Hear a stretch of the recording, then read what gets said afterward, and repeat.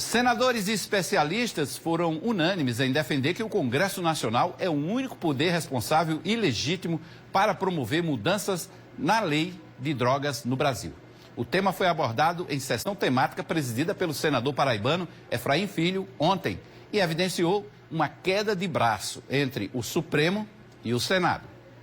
O presidente do Senado, o senador Rodrigo Pacheco, lembrou que a decisão sobre a descriminalização do porte de drogas para consumo pessoal cabe ao Congresso Nacional. A audiência foi realizada no mesmo dia em que o Supremo Tribunal Federal retoma a discussão sobre esse tema. Precisamos, enfim, avançar em uma discussão de natureza política e não restritamente jurídica. Não estamos aqui para afrontar o Supremo Tribunal Federal. Eu acho que o Supremo Tribunal Federal tem o direito de discutir esse assunto. Acho que nós podemos construir uma saída, se não é o adequado que tem hoje na lei, nós podemos construir uma saída digna. Os convidados da sessão temática se mostraram preocupados com as mudanças na lei. Eu acho que tem que ter coragem, na realidade, de poder enfrentar o Supremo Tribunal Federal e, se for o caso, faça o plebiscito, que eu tenho certeza que nós vamos estar ao redor de 80% da população brasileira contra essa legalização. O deputado Osmar Terra, que é autor de um projeto que trata da prevenção ao uso de drogas e da repressão ao tráfico, fez um alerta. Segundo ele, nos países que liberaram o consumo, não houve redução da violência e nem do tráfico de drogas. As experiências de outros países foram um fracasso. O Uruguai, o Mujica, o presidente do Uruguai, disse que estava liberando a maconha para acabar com o tráfico. O tráfico nunca teve tão forte como está agora, 10 anos depois no Uruguai. O Uruguai está tendo chacinas. 14 pessoas foram mortas há 2 semanas atrás. O Uruguai triplicou o número de homicídios. Especialistas alertaram também para os riscos do consumo da maconha. Sabe qual é a quantidade prevista que é segura para o consumo da maconha? 0. Se há que banir uma droga da face da terra, é a maconha. Célia Moraes, mãe de um jovem usuário de drogas, fez um relato da experiência que viveu e reforçou o pedido de que as drogas não sejam liberadas. Sei que para sair do inferno das drogas é necessário que as drogas não sejam liberadas. Qualquer que venha a ser o entendimento sobre o assunto, a resposta precisa ser construída por este Congresso Nacional dentro das suas competências constitucionais. É esse o sentimento que prevalece hoje no plenário do Senado Federal. E a gente trouxe esse debate polêmico aqui para o estúdio. O Correio Debate recebe o psicólogo Manuel Francisco e a especialista em saúde mental, Renata Rayane. Boa tarde aos dois, sejam bem-vindos. Vou começar aqui, me permita, doutor Manuel, pela nossa representante aqui das mulheres, a Renata, para saber dela. Essa discussão sobre descriminalização da maconha, isso pode ser evitado, na sua opinião? Isso é necessário, é urgente aqui no país? Como é que você vê isso? Sim, então, gente, boa tarde, tudo bem? Muito obrigada pelo convite, né, a todas as pessoas que estão aqui enquanto trabalhadores, as pessoas que estão assistindo esse momento, né? E aí a gente pensa que, partindo do ponto, né, dentro da literatura como um todo, a gente tem que entender o contexto, né, do uso de substâncias psicoativas como algo que atravessa a história da humanidade. Então, assim, a discussão do uso de substâncias, elas não se dá apenas nesse contexto, né, atual que a gente se encontra no Brasil, mas é uma discussão que atravessa, historicamente, nós enquanto sujeitos humanos. Certo. Agora, Renata, me permita, o que se viu aí nessa reportagem do Senado Federal é de que há uma preocupação que, depois que se houver a descriminalização para uso pessoal, para consumo pessoal das drogas, pode haver um aumento do tráfico, inclusive o tráfico de pequenas quantidades. Você enxerga dessa forma ou não? Ou discorda? Entendo.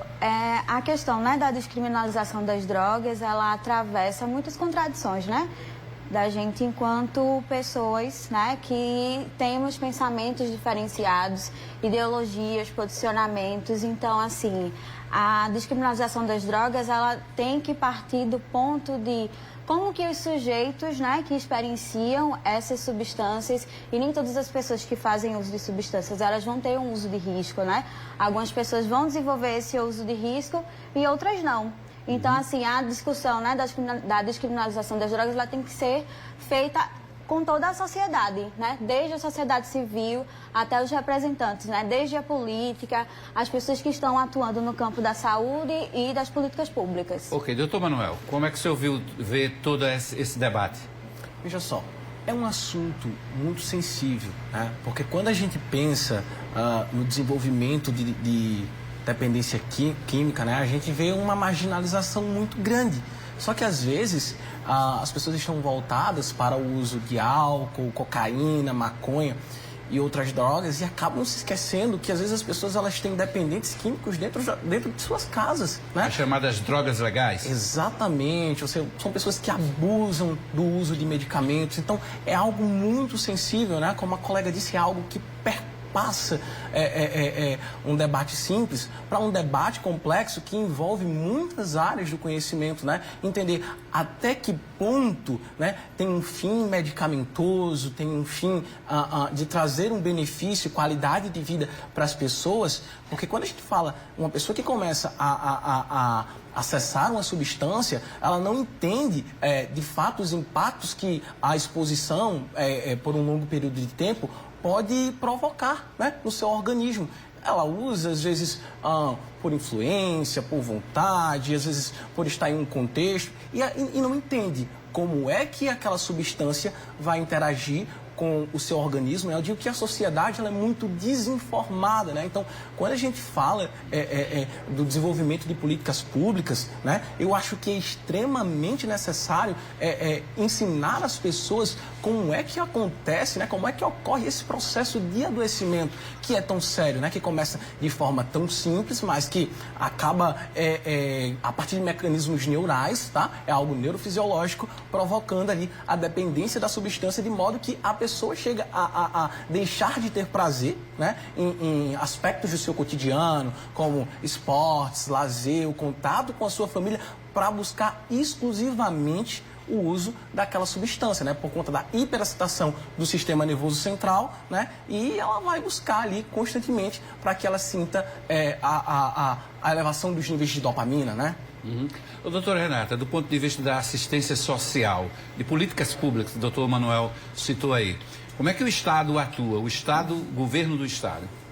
Pronto, então, né, a gente pensa que a partir da Constituição Federal, né, de 88, que apesar de ser de 88, ela é muito recente, né, se a gente pensa o modo como o Estado ele vai redirecionar a atenção às pessoas, né, desde aquelas que precisam, né, que estão em situação de vulnerabilidade, dentro do contexto de desigualdade social, como aquelas que acreditam que não acessam as políticas públicas, né. Então, assim, a gente pensa que a Seguridade Social, ela é feita, né, pela saúde, pela previdência e assistência social. E aí, atualmente, né, a Secretaria Estadual de Saúde e o Ministério da Saúde, a gente se organiza dentro das redes de atenção. E aí, falando especificamente da saúde mental, né, a partir de 2011, a gente tem uma portaria, que é a 3.088, que institui a rede de atenção psicossocial.